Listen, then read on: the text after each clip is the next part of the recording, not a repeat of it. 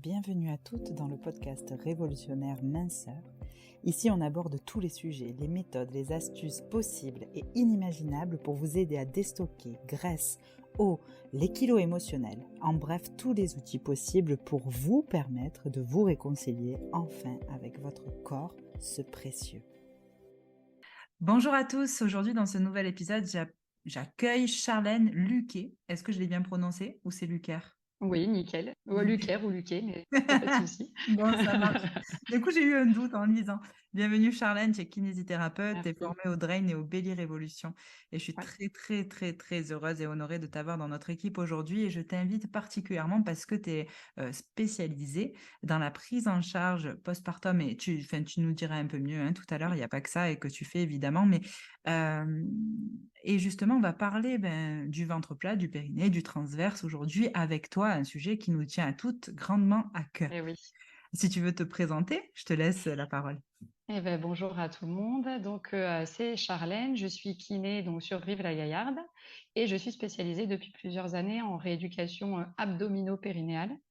Donc, parce que voilà, on dissocie pas normalement ce ventre et ce périnée qui travaillent ensemble et ça, on va l'expliquer dans la suite. Et puis formée donc drain, belly, je fais beaucoup de drainage lymphatique et j'accompagne beaucoup voilà, les femmes ou après l'accouchement ou au long de la vie sur l'utilisation de leur périnée et de leur... Merci. Question numéro 1 pour toi. Oui. Alors, quand on parle de ventre plat, alors, quels muscles véritablement sont impliqués dans ce processus du coup? Alors vraiment, il y en a un pour moi qui est central. Il y a bien sûr plusieurs muscles, mais le muscle majeur, c'est vraiment le transverse. C'est donc en fait, on a 3 couches dans les abdos et le transverse, c'est la couche la plus profonde.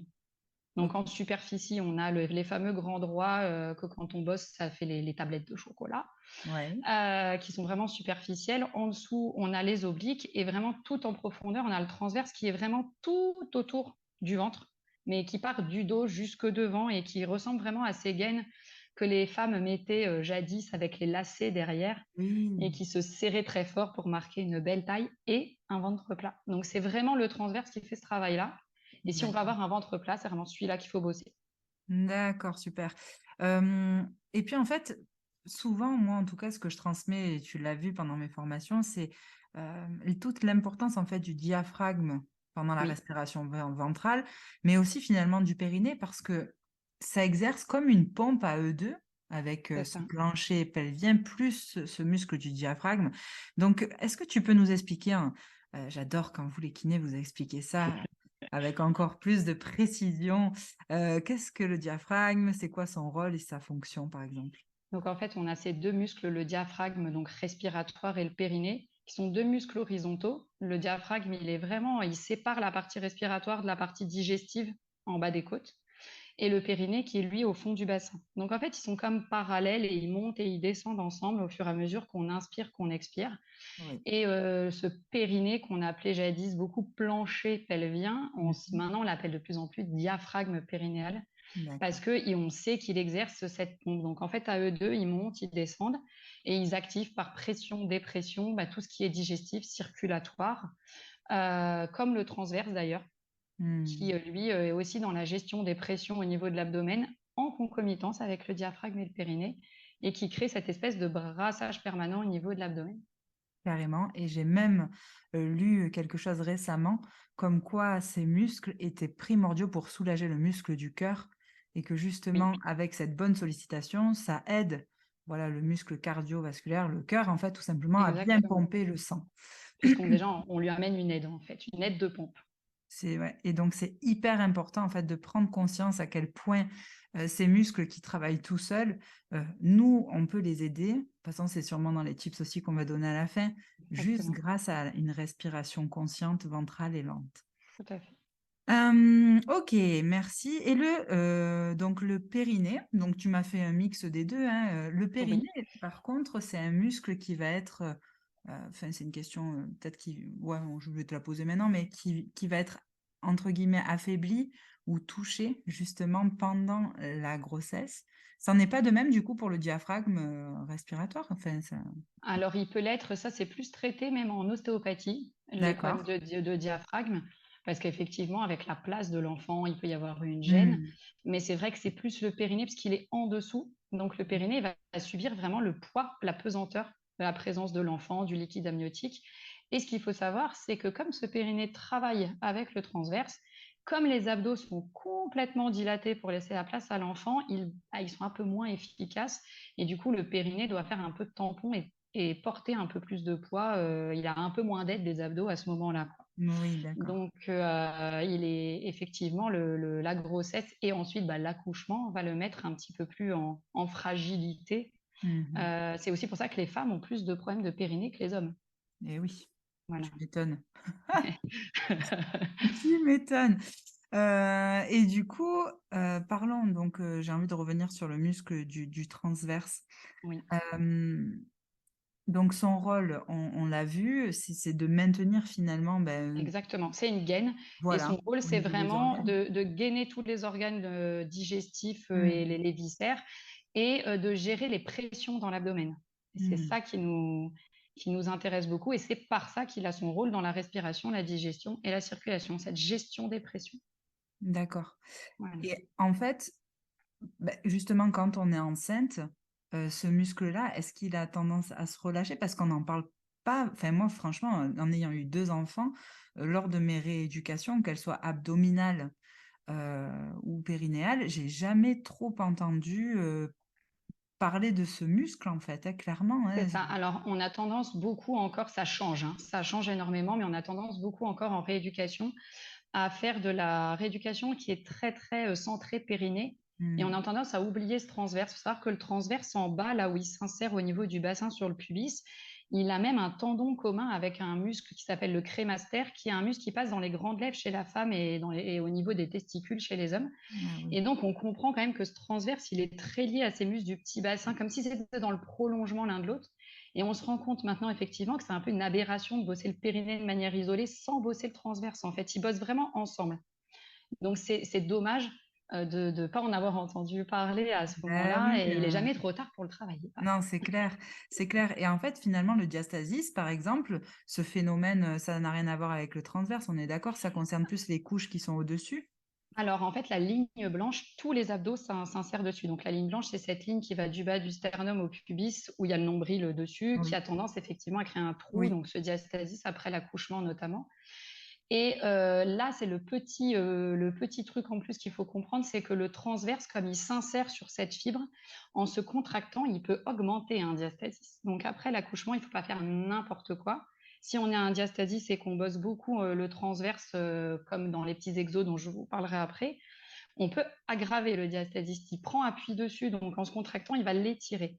Et c'est là qu'il va falloir bosser le transverse, mais en concomitance avec les autres abdos qui, eux, vont plutôt avoir tendance à resserrer cette ligne blanche. Mmh.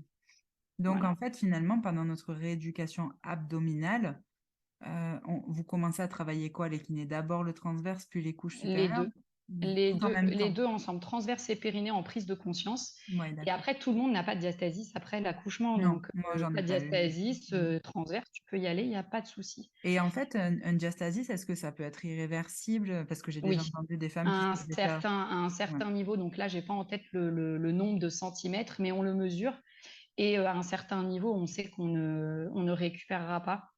Donc, soit on vit avec s'il n'est pas trop, trop énorme, soit c'est une chirurgie où le chirurgien va faire un espèce de lassage pour Mmh. resserrer la ligne blanche. C'est ça. OK, merci. Et du coup, en postpartum, s'il y a pas de rééducation du périnée, qu'est-ce qui peut se passer pour les femmes?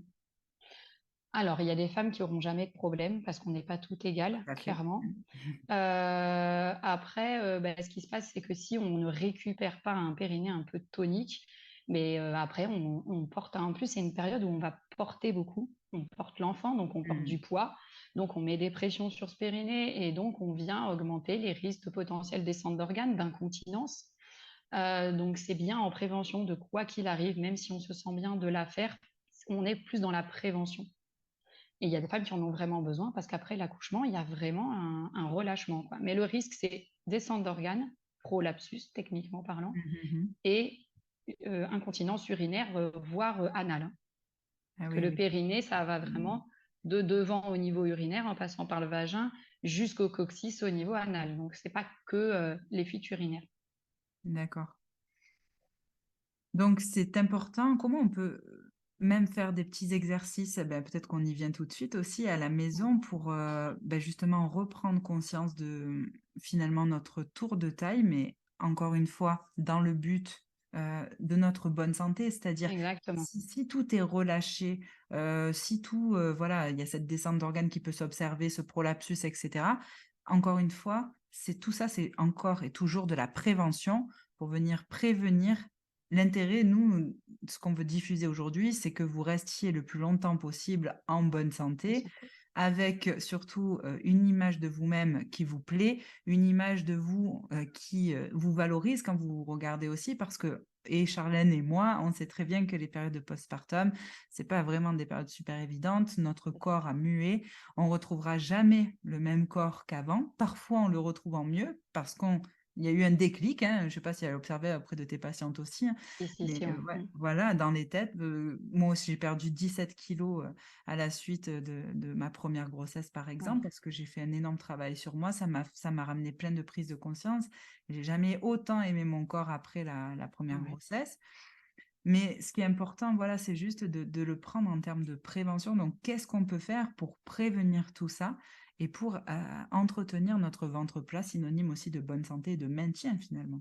Exactement. Donc, je rajouterais pour le postpartum qu'il y a beaucoup de cultures non occidentales, parce que nous, on a vraiment un problème avec ça. Que ce soit africaine, ayurvédique ou dans la médecine chinoise, les 40 jours après l'accouchement, on parle de mois d'or. Le mois d'or, c'est le mois où normalement la maman doit rester le plus couchée possible. Donc ça, c'est une première prévention. C'est quand on a accouché, il faut comprendre que la position à l'horizontale, pour ne pas soumettre son périnée à la pesanteur tout de suite après l'accouchement, déjà, c'est un premier travail. Ne rien faire, c'est un premier travail. Mmh. Être allongé et laisser un mois où vraiment on va éviter de porter des charges et d'être à la verticale trop longtemps. C'est vrai qu'en Occident, nous, on a cette image où la femme, elle doit être active. Au bout de 10 jours, tu as accouché, tu dois recevoir tout le monde, être maquillée, jolie et montrer que tu n'es pas fatiguée. Et non, en fait, le corps, il a besoin de ce moment autant psychologiquement que physiquement. Donc vraiment, le premier travail de prévention sur le périnée, en postpartum en tout cas, c'est vraiment de s'accorder ce moment où on est beaucoup allongé pour laisser le périnée récupérer avant de lui mettre des contraintes. Mmh. C'est le premier truc. Ensuite, il y a des ceintures. Il y a Bernadette de Gasquet, donc ça, c'est une grande gynécologue et obstétricienne qui est très connue dans le milieu médical et qui a écrit pas mal de bouquins de vulgarisation sur le périnée et les abdominaux. Euh, qui a créé une ceinture qui s'appelle la ceinture physiomate et qui reproduit le bandage du bassin. Il y a des cultures où après l'accouchement, on va serrer très fort le bassin de la maman. Le rebozo. Voilà. Et du coup, ça permet aussi au niveau du périnée et du transverse de venir redonner un petit peu de cohésion à toute cette zone qui a été soumise à l'imprégnation hormonale, une distension des ligaments, des muscles, etc. Eh oui. Mmh. Donc ça, c'est deux choses tout de suite après l'accouchement qu'on peut mettre en place. Après, si on n'a pas eu un accouchement trop traumatisant, on peut commencer à essayer de se refamiliariser avec cette zone en faisant des petites contractions, relâchements par-ci, par-là. Je voudrais dire aussi qu'on ne fait pas de stop pipi. Donc ce fameux Ouais. exercice où quand on va faire pipi, on coupe le jet en plein milieu, parce que le stop pipi est un test, c'est pas un exercice. Et Mmh. quand on fait le stop pipi systématiquement en allant faire pipi, on ne vidange pas bien et on s'expose à des risques d'infection urinaire. Donc c'est un test à faire une fois de temps en temps si on a envie de vérifier qu'on sait bien s'en servir, mais pas à chaque fois pour systématique parce que voilà, c'est pas du tout bon pour la santé. Complètement, tu m'étonnes. Ouais. Donc voilà, tout de suite après l'accouchement, si on n'a pas de douleur, si on n'a pas de points, si tout va bien, on peut commencer à contracter, à relâcher tout doucement. Et puis dans un deuxième temps, si on veut se faire un petit exercice où on va allier le périnée et le transverse, puisque pour moi ils sont indissociables l'un de l'autre, ça va être de s'allonger sur le dos avec les jambes pliées, les pieds posés, et Mmh. tout simplement d'inspirer et de souffler. Et on souffle le plus longtemps possible en rentrant le nombril vers l'intérieur et vers le haut. Oui. Et évidemment, le starter de cet exercice, puisque c'est le but, c'est le périnée. Donc on inspire, on contracte son périnée, et tout en contractant le périnée, on souffle le plus longtemps possible en dirigeant les pressions vers le haut. On imagine son Je suis en train nombril de qui le faire rentre là. à l'in voilà, exactement et c'est facile, on peut le faire partout. N'importe où. Donc le but, c'est de diriger les pressions vers le haut pour pas pousser sur le périnée. Donc on imagine son nombril qui rentre à l'intérieur et vers le haut. Comme on est allongé sur le dos pour, on n'est pas sous la pesanteur, donc l'exercice est assez facile dans un premier temps et après on peut faire cet exercice-là assis, debout et à 4 pattes. Parce qu'à 4 pattes, on a le poids des viscères, Ouais. donc c'est comme si on se rajoutait une haltère, en fait. Mhm. Voilà, donc ça, c'est des petits trucs qu'on peut Et tu faire ferais partout et combien c'est de facile. séries comme ça, du coup? Moi, je demande à mes patients de faire des séries de 5 et dans un premier temps, d'en faire 5 fois 5. Pourquoi des séries de 5? Parce que n'empêche, on hyperventile quand on fait ça. Et Eh les oui. gens qui sont plus sensibles à ça, on a vite la tête qui tourne. Donc, Mhm. une série de 5, en général, on ne va pas jusqu'à l'hyperventilation. Ça permet de faire une petite pause d'une minute, on respire tranquillement normalement et on refait une série de 5. Dans un premier temps, moi je dis 5 fois 5 et quand on s'est bien approprié l'exercice, on peut en faire même 8 séries de 5. D'accord, Et l'efficacité de cet exercice, c'est pas d'en faire 2 heures d'un coup, c'est d'en faire 10 minutes, un quart d'heure, mais tous les jours. d'accord. Et Voilà. donc ça vient vraiment favoriser le ventre plat. Ouais, Donc le ventre peut-être plat avec le périnée, synchronisé avec avec le le périnée, donc jackpot. Donc tu te mets soit sur le dos, jambes pliées, pieds à plat, soit à quatre pattes. oui. Et on Et peut le but alterner comme ça. exactement. Et le but, c'est vraiment de toujours le périnée est le début du mouvement. On contracte le périnée, puis on souffle en rentrant le nombril vers l'intérieur, vers le haut. Et ce qu'il ne faut pas oublier, c'est l'autograndissement. En fait, il faut toujours être en train de se redresser. Oui. Allonger sa colonne. Voilà, allonger sa colonne. Et ça, après, on peut le faire dans n'importe quelle position. Bon, là, à l'oral, c'est pas forcément évident. Il y a plein de vidéos sur YouTube. Ça s'appelle la technique de Gasquet. C'est Bernadette de Gasquet qui a Oui. mis cette technique en place. Et en fait, ce ne sont que des exercices qui sont issus du yoga et du pilate. C'est ce que je voulais te demander. Voilà. Ouais, ok. Donc Voilà. oui, c'est hyper important. Et en fait, on voit des résultats parce que clairement, j'ai été éduquée, élevée et on va dire même formatée que si on va avoir un ventre plat avec des abdos, il faut le faire dans l'effort, dans la douleur, dans la sueur, dans le Il faut que ça mal. chauffe. Voilà. Donc, est-ce que déjà, c'est une question qui peut paraître bête, mais est-ce que ça marche vraiment si on le fait tous les jours Oui. et pendant combien de temps on peut voir enfin, au bout de combien de temps, pardon, on peut voir du résultat? Mais aussi pour certaines qui ont essayé de faire la planche, la fameuse planche, Oui, voilà, où si on a les abdos qui ne sont pas entraînés depuis un moment, en plus on ne la fait pas toujours bien, parce que c'est assez difficile comme exercice en fait, c'est ce qu'on appelle du gainage. Donc le gainage, ça vient vraiment sculpter la silhouette. Donc si on veut vraiment sculpter sa silhouette, avoir du résultat, c'est vraiment des exercices pour travailler le transverse qui vont avoir du résultat. En le faisant de manière assidue, on a des résultats. J'ai pas de délai à donner, mais c'est et assez encore une fois, rapide tout le en monde fait, est hein. différent. Eh oui, Ouais, bien sûr. mais Oui. c'est assez rapide. Mhm. Et puis bon, tous les bienfaits sur le transit, la circulation, le drainage, etc. Parce qu'on vient Mhm. stimuler ce brassage. Complètement. Et ça, même si on parle beaucoup des femmes ici, mais ces exercices sont aussi valables pour les Pour hommes. les hommes, Hein, exactement, ça marche. exactement. Et après, il y a un autre exercice qui est plus. Il faut déjà être un peu plus entraîné quand voilà. C'est ce qu'on appelle les fausses inspirations. Je voulais en parler parce que ça a beaucoup la cote sur les réseaux sociaux, les vidéos YouTube, de ce qu'on appelle le stomach vacuum. Oui, Voilà.